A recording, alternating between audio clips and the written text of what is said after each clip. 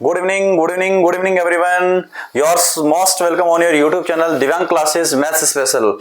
So already we have started a most important question series of chapter first real number for upcoming CBSE 2026 and ICSE Board 2026 exam regarding for this standard mathematics और basic maths paper. ठीक है, तो प्यारे बच्चों हमने CBSE 26 और ICSE Board 26 की जो मैथ्स स्टैंडर्ड और मैथ्स बेसिक के रिगार्डिंग जो एक क्वेश्चन सीरीज अपन स्टार्ट करी है जो कि रियल नंबर चैप्टर फर्स्ट का थर्ड लेक्चर ऑलरेडी आज अपन अपलोड करेंगे और वो क्वेश्चंस अपन अभी डिस्कशन करेंगे. They all are very most important question and their level is very very more effective, very very advance type level. Correct. तो प्यारे बच्चों इनका लेवल बहुत ही शानदार है, बहुत ही गजब का है. ये क्वेश्चंस मान लो आप रियल नंबर्स के सबसे टफेस्ट क्वेश्चंस में से मान सकते हो. अगर सीबीएसई बोर्ड 2026 में कोई क्वेश्चन यहां से पूछा जाएगा तो इनसे एडवांस लेवल में वो क्वेश्चन आपको नहीं मिलेगा देखने को. करेक्ट. चलिए क्वेश्चन स्टार्ट करते हैं अपन. सबसे पहले फर्स्ट क्वेश्चन है if p and q are two distinct prime numbers. बेटा यहाँ पे p और q both are prime numbers है. तो प्राइम नंबर्स क्या होता है? ऐसी क्वांटिटी जो बेसिकली या तो 1 से डिविजिबल होती है या खुद से होती है. Any quantity which have only 2 factors is called prime number. तो p भी प्राइम नंबर है बेटा एंड q भी प्राइम नंबर है. तो आप लेट कर लो कि p की वैल्यू आपके पास कितनी है 2 है और q की वैल्यू आपके पास कितनी है 3 है. Both are prime numbers. then their LCM is. अब अगर प्यारे बच्चों मैं यहां से पूछ लूं LCM of P and Q यानी हमें LCM बताना है 2 and 3 का. तो आपको पता है प्यारे बच्चों जब भी अपन LCM फाइंड करते हैं तो 2 और 3 को कंबाइंड फॉर्म में लेंगे और एट फर्स्ट 2 से डिवाइड करेंगे तो 1 टाइम जाएगा, 3 एज इट इज, फिर 3 का करेंगे तो ये भी 1 टाइम जाएगा. यानी इनका LCM कितना आ जाएगा 2 into 3 आ जाएगा. तो मैं ये तो लिखूंगा ना 2 into 3. अब मुझे एक बात बताओ, यानी अगर 2 और 3 दो प्राइम नंबर है, 2 और 3 दोनों प्राइम नंबर है तो इनका एलसीएम क्या लिखा 2 into 3, दोनों का मल्टीप्लाई. तो वही पॉइंट यहाँ पे है. अगर P और Q दोनों प्राइम नंबर है तो दोनों का एलसीएम क्या होगा P एंड Q. अगर प्राइम नंबर है तो दोनों का एलसीएम क्या हो जाएगा P into Q हो जाएगा. दोनों का मल्टीप्लाई होगा यानी P into Q को क्या लिखा जा सकता है PQ भी लिख सकते हैं. सो LCM of 2 prime numbers P and Q is will be PQ हो जाएगा. सो my answer will B option D. तो इसमें याद रखना बेटा जैसे 2 और 3 प्राइम नंबर्स हैं इनका एलसीएम आता है 6, दोनों का मल्टीप्लाई. वैसे ही P एंड Q का एलसीएम कितना आ जाएगा P into Q हो जाएगा जिसको बोलेंगे PQ. तो फर्स्ट क्वेश्चन का आंसर हो जाएगा ऑप्शन डी हो जाएगा. चलिए उसके बाद में आगे स्टार्ट करेंगे अपन क्वेश्चन नंबर सेकंड का आंसर. ठीक है, चलिए फिर सेकंड का आंसर देखते हैं क्या आएगा. इसको इरेज करते हैं. अब अपन इंटर होते हैं क्वेश्चन सेकंड में. Question second is very most important question for 2026 regarding if 3 is the least prime factor of m. बेटा ये बोल रहा है कि 3 is the least prime factor of m. ये बोल रहा है कि कोई बेसिक नंबर है, एक m है जिसका प्राइम फैक्टर करते हैं तो लिस्ट प्राइम फैक्टर यानी सबसे स्मॉलेस्ट प्राइम फैक्टर कितना है 3 है. अब एक बात बताओ बेटा कि इसने और भी प्राइम फैक्टर्स की बात करी है लेकिन उसमें से लिस्ट प्राइम फैक्टर क्या लिया है 3 लिया है. इसका मतलब अगर कोई नंबर m है तो उसके प्राइम फैक्टर की बात करूंगा तो सबसे स्मॉलेस्ट सबसे छोटे से छोटा जो प्राइम फैक्टर होगा वो 3 होगा. अदर देन जो प्राइम फैक्टर्स होंगे वो क्या हो जाएंगे 5 into 7 into 11 into ... इस रेंज में चलेंगे. इसका मतलब है आप देख रहे हो बेटा जो नंबर m है उसके जो भी प्राइम फैक्टर्स होंगे वो सारे के सारे क्या आ रहे हैं ओड आ रहे हैं. तो ये जो क्वांटिटी बन के आएगी वो कैसी आएगी एक ओड क्वांटिटी बन के आएगी यानी ये आएगी ऑड नेचुरल नंबर. क्या बन के आएगी ऑड नेचुरल नंबर. करेक्ट. उसके बाद में नेक्स्ट में बोल रहे हैं and 5 is the least prime factor of n. Similarly बोल रहा है कोई अदर डेटा n है उसके भी जब प्राइम फैक्टर किए गए हैं तो लीस्ट प्राइम फैक्टर क्या है लीस्ट यानी सबसे स्मॉलेस्ट सबसे छोटे से छोटा प्राइम फैक्टर क्या है 5 आया है. इसका मतलब और भी आएंगे. तो अब जो प्राइम फैक्टर आएंगे वो 5 से क्या होंगे मेजर केस में होंगे, 5 से ग्रेटेस्ट केस में होंगे. तो 5 से ग्रेटेस्ट केस में क्या होगा प्राइम फैक्टर या तो 7 होगा या 11 होगा या 13 होगा टिल अप टू इस टाइप का आएगा. अब यहां भी देखो बेटा ओड नंबर आ रही है एंड ओड नेचुरल नंबर का प्रोडक्ट भी क्या आएगा ओड नंबर आएगा. तो ये डेटा भी क्या आ रहा है ऑड नेचुरल नंबर आ रहा है. करेक्ट. ये डेटा भी क्या आ रहा है, ऑड नेचुरल नंबर आ रहा है। इसका मीन्स है ये भी ऑड है, ये भी ऑड है। अगर मैं दोनों को प्लस कर दूं तो m प्लस n क्या आ जाएगा, इधर बेटा आएगा ऑड प्लस ऑड। और आपको पता है जब दो ऑड क्वांटिटी को प्लस करते हैं तो ऑलवेज क्या आता है, इवन क्वांटिटी। जैसे 3 भी ऑड है, 5 भी ऑड है, दोनों को प्लस करोगे क्या आएगा, 8 आएगा। अगर आप लेते हो 1 और 3 दोनों को प्लस करते हो तो क्या आएगा, 4 आएगा। अगर आप 5 और 7 लेते हो, इनको प्लस करोगे तो भी क्या आएगा, 12 आएगा। तो अगर m प्लस n करेंगे तो ऑड प्लस ऑड हमारे पास क्या हो जाएगा, इवन हो जाएगा, एक इवन नंबर आएगा। करेक्ट। फिर देन बोल रहे हैं then the list prime factor of m plus n। तो इस m प्लस n का लिस्ट प्राइम फैक्टर पूछा गया है।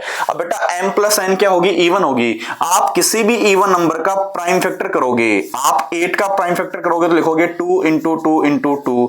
आप 4 इवन नंबर है उसका प्राइम फैक्टर करोगे तो आएगा 2 इंटू 2। 12 का करोगे तो 2 इंटू 2 इंटू 3 आएगा।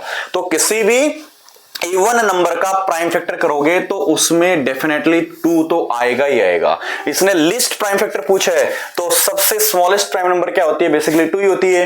तो m plus n even number होने के कारण उसका लिस्ट प्राइम फैक्टर वो कितना हो जाएगा, यहाँ पे 2 हो जाएगा इस क्वेश्चन में। सो इस क्वेश्चन का जो आंसर आ जाएगा वो कौन सा आ जाएगा, ऑप्शन बी आ जाएगा मेरे पास। ऑप्शन बी क्या हो जाएगा, राइट आंसर हो जाएगा। तो बहुत ही प्यारा सा सवाल है, स्क्रीनशॉट ले सकते हो, थोड़ा सा ध्यान दीजिएगा इस क्वेश्चन को सोल्व करने के लिए।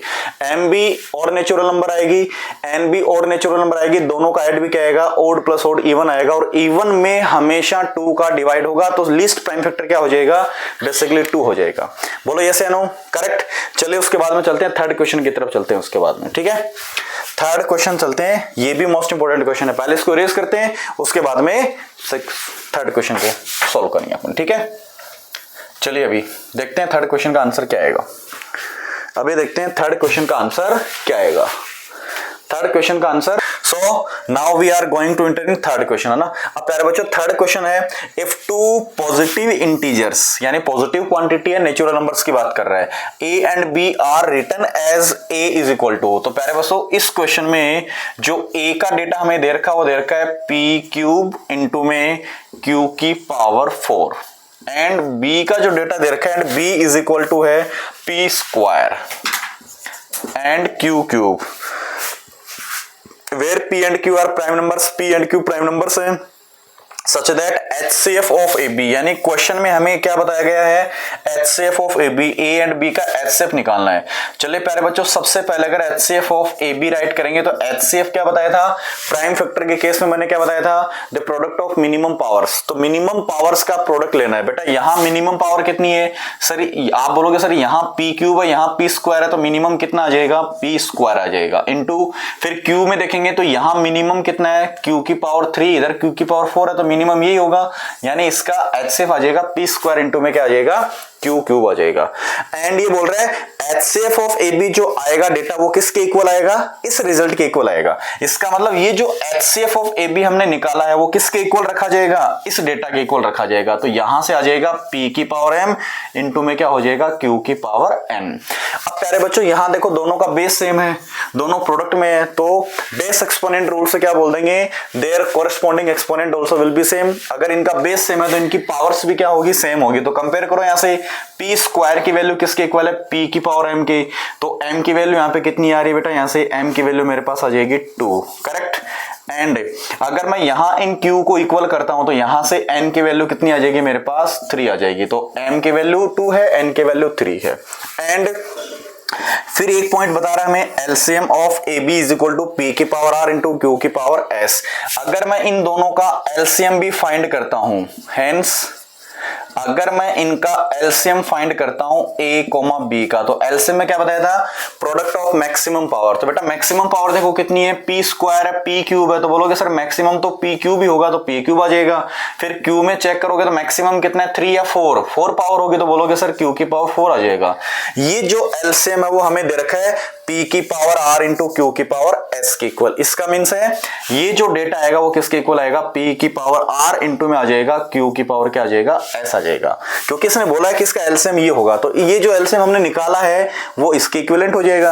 अब बेटा यहाँ पावर बेस रूल से दोबारा आप एक बार देखो कंपेयर करोगे तो r की वैल्यू कितनी आएगी, इधर r की वैल्यू 3 आ जाएगी एंड s की वैल्यू कितनी आ जाएगी, एंड s की वैल्यू यहां से आ जाएगी 4 आ जाएगी।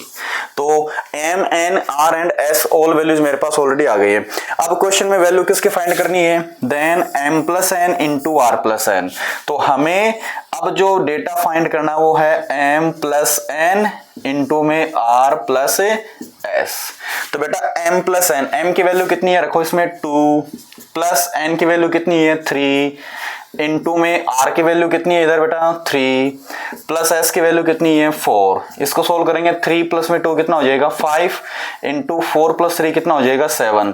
और बेटा 5 को अगर 7 से मल्टीप्लाई करेंगे तो कितना हो जाएगा 35 हो जाएगा। यानी इस क्वेश्चन में m plus n into r plus s का जो नेट डेटा मेरे पास आएगा वो कितना आ जाएगा, ऑप्शन सी आ जाएगा। तो करना कुछ नहीं है, पहले a और b का एचसीएफ निकालो, उसको इसके इक्वल कर दो, यहां से कंपेयर करोगे तो m और n आ जाएगा।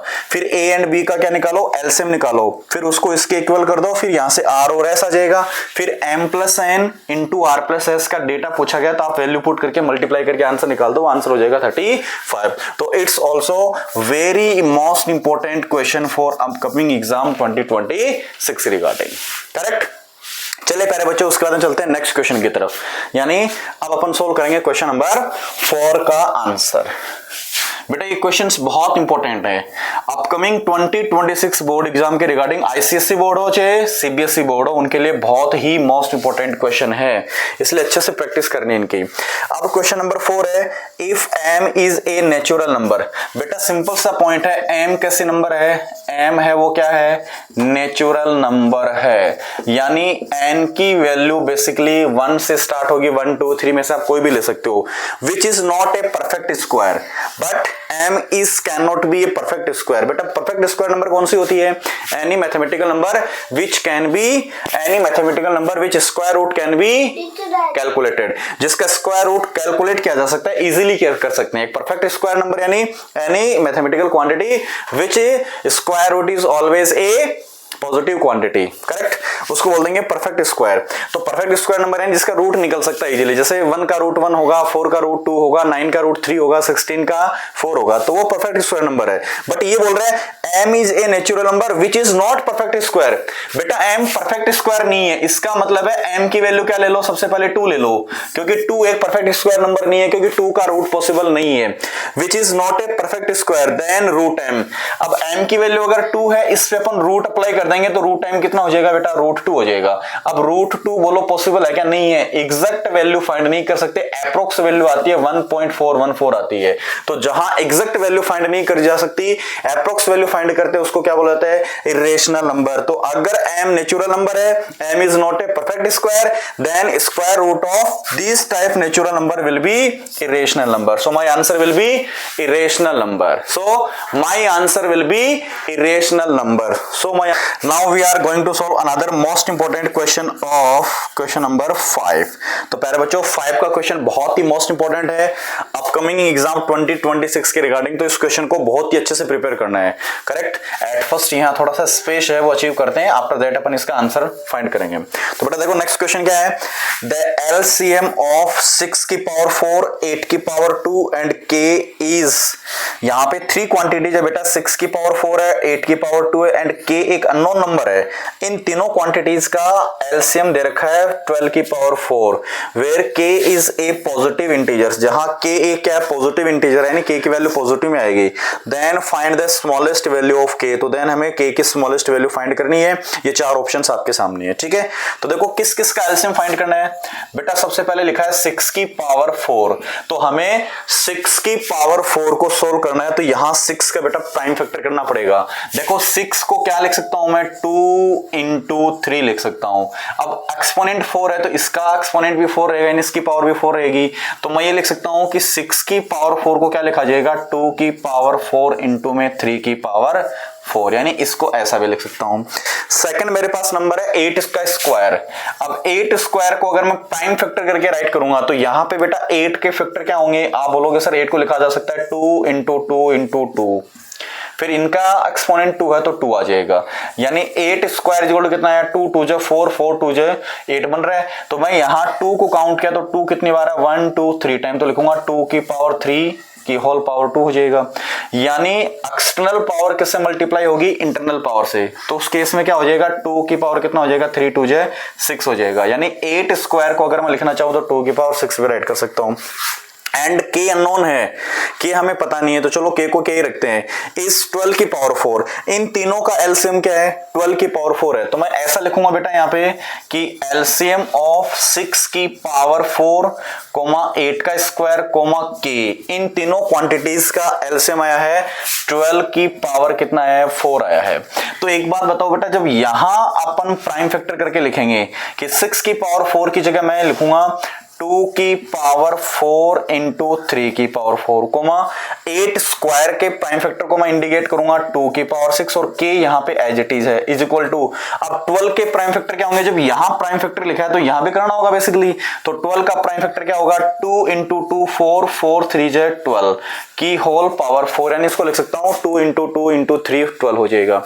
आगे इसको अगर मैं सोल्व करता हूं तो एलसीएम ऑफ 2 की पावर 4 इंटू 3 की पावर 4 2 की पावर 6 के, यानी इन तीनों क्वांटिटीज का एलसीएम किसके इक्वल चल रहा है, 2 इंटू 2 कितनी बार है बेटा, 2 बार है। तो लिख दूंगा 2 का स्क्वायर इंटू 3 की पावर 4। अब फिर आपको पता है बेटा यहाँ पे एक्सटर्नल पावर है वो किससे मल्टीप्लाई होगी, इंटरनल पावर से। तो 4 2 कितना हो जाएगा 8, तो 2 की पावर 8 आ जाएगा। फिर इंटू में 3 की पावर कितना आएगा 4। ये वैल्यू किसके इक्वल चल रही है, एलसीएम ऑफ 2 की पावर 4 इंटू 3 की पावर 4 2 की पावर 6 के इक्वल चल रही है। अब एक बात बताओ, जब इन तीनों क्वांटिटीज का हमने एलसीएम लिया तो वो एलसीएम डेटा ये आया है। तो यहां एक चीज होगी, एलसीएम का मींस क्या होगा बेटा, एलसीएम होगा प्रोडक्ट ऑफ मैक्सिमम पावर। तो देखो बेटा यहां 2 की पावर 6 है, करेक्ट, यहां 2 की पावर 4 है, फिर 2 की पावर 4 2 की पावर 6। अब अगर के की वैल्यू में अगर मैं ये बताऊं, यहां से एक बार चेक करके देखो, 2 की पावर 4 है, 2 की पावर 6 में मैक्सिमम डेटा क्या है, 2 की पावर 6। अगर मैक्सिमम 2 की पावर 6 ही आता तो यहां एलसीएम में 2 की पावर 8 नहीं आता, यहां पे 2 की पावर 6 आता। अगले ने यहां पे एलसीएम में 2 की पावर 8 लिखा ना, इसका मतलब ये कंफर्म मान के चलो के की जो वैल्यू आएगी उसमें 2 की पावर 8 तो आएगा ही आएगा। फिर यहां एलसीएम की वैल्यू 3 की पावर 4 आ रही है। अब 3 की पावर 4 देखो के में हो भी सकता है, नहीं भी हो सकता, लेकिन यहां देखो बेटा 3 की पावर 4 ऑलरेडी दे रखा है अगले ने। तो इस 3 की पावर 4 को उसने ले लिया as it is. Maximum power 3 की 4 है वो लिख दी। अब मैक्सिमम 2 की पावर या तो 4 होगी या 6 होगी या और डेटा होगा। तो 2 की पावर 4 होती तो यहाँ 2 की पावर 4 आता, 2 की पावर 6 होता तो 2 की पावर 6 आता। अगले ने यहाँ पे क्या दिया, 2 की पावर 8 दिया है। इसका मतलब है के की जो वैल्यू होगी ना उसमें 2 की पावर 8 डेफिनेटली आएगा। तो के की वैल्यू जो मेरे पास आएगी वो 2 की पावर 8, यानी इसको सोल्व करेंगे 2 इंटू 2 8 टाइम लिखोगे तो 2 की पावर 6 64, 2 की पावर 7 हो जाएगा 128 और 128 का डबल कितना हो जाएगा 256 हो जाएगा। तो के की power k is equal to 2 की पावर 8 को सोल्व करेंगे तो फाइनल जो मेरा आंसर आ जाएगा k की वैल्यू कितनी आ जाएगी 256 आ जाएगा, क्योंकि स्मॉलेस्ट वैल्यू पूछी इसने। अब k की वैल्यू 2 की पावर 8 तो आएगा, इसमें 3 भी आ सकता है 4 भी आ सकता है, लेकिन मिनिमम केस क्या बनेगा 2 की पावर 8 तो डेफिनेटली रहेगा ही रहेगा। So the answer of this question will be 256। तो प्यारे बच्चों ये रियल नंबर्स के सबसे एडवांस लेवल के इंपॉर्टेंट क्वेश्चंस हैं। अगर ये क्वेश्चंस आपको पसंद आए हैं और क्लियरली आप इनसे कुछ फ्रूटफुल रिजल्ट गेन कर पा रहे हो तो इस वीडियो को लाइक कीजिएगा, वीडियो को शेयर भी कीजिएगा और YouTube चैनल को सब्सक्राइब जरूर कर लेना। और बेसिकली क्योंकि पूरे सेशन में ये सीरीज आपकी कंटिन्यू रहेगी तो आपको बहुत ही मैक्सिमम वे में बेनिफिट आपको मिलेगा, आईसीएसई बोर्ड हो चाहे सीबीएसई बोर्ड हो। तो प्यारे बच्चों आज इस वीडियो में इतना ही कर पाएंगे, मिलते हैं नेक्स्ट वीडियो में नए एनर्जी के साथ, नए क्वेश्चंस के साथ में। तब तक के लिए बाय।